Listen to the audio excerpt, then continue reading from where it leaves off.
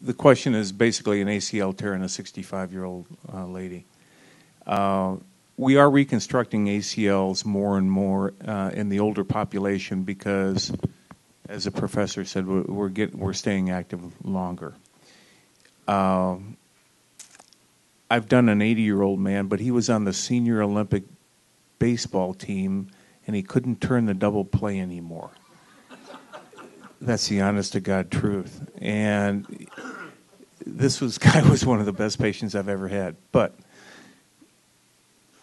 there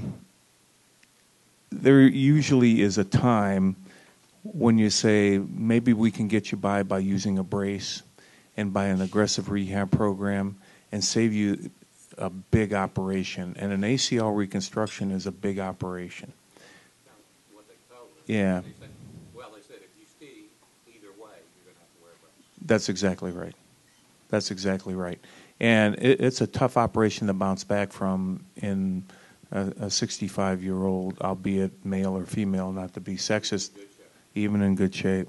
And they may be able to get by quite well. And I was talking to a 40-year-old in clinic this afternoon who I recommended she not have her ACL done because she plays golf, and it was not the left leg, and she's right-handed, and that's the Tiger Wood knee when he was having trouble and had his ACL reconstructed. The left knee takes the brunt of it if you're a right-handed golfer. It was her right leg, and I said, we can probably get you by if you keep your leg good and strong with using a brace while you play, and it sure beats having a major operation and 6 months of rehab and all the like. So I think she got very good advice. We're the average age in our ski group. We've actually got people 75 and 80 years old. Yeah, actually one of the definitive papers was written by a friend of mine by the name of Dick Stedman, who is in Vail. And Dick took care of the U.S. ski team, still consults with them for years. And he wrote a paper on doing ACL reconstructions in the 60-year-old and older age group because the Vail population, for the most part, are affluent, and so they don't have to go to work every day.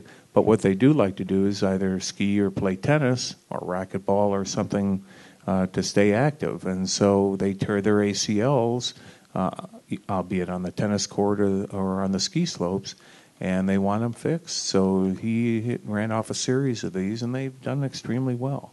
But in an occasional skier who's 65, and if she keeps her leg strength up, odds are with her. If she was going to Tunica, she'd probably have a good chance of winning on the craps table. That she shouldn't have problems. If she does, you can always come back and do it. But, Kind of a follow-up to that, and maybe Todd can weigh in on this as well.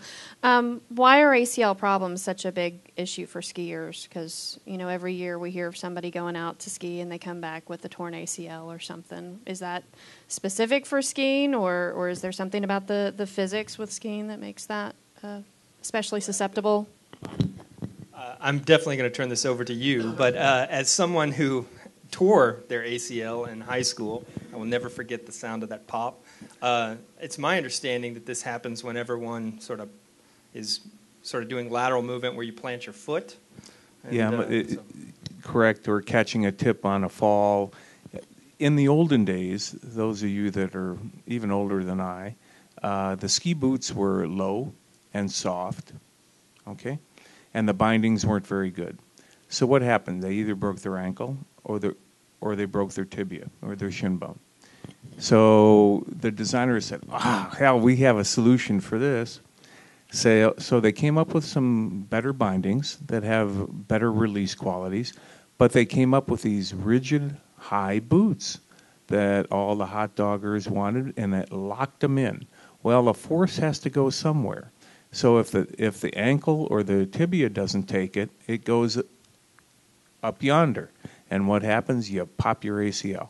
And so even with the bindings as good as they are now, and making sure that you have your bindings set appropriately for your experience and your weight, and you can't lie on your experience.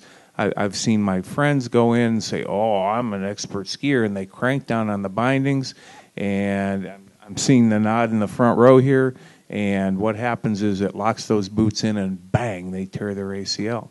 I mean, it's simple biomechanics, and the force has got to go somewhere. And the ACL takes the brunt of it now.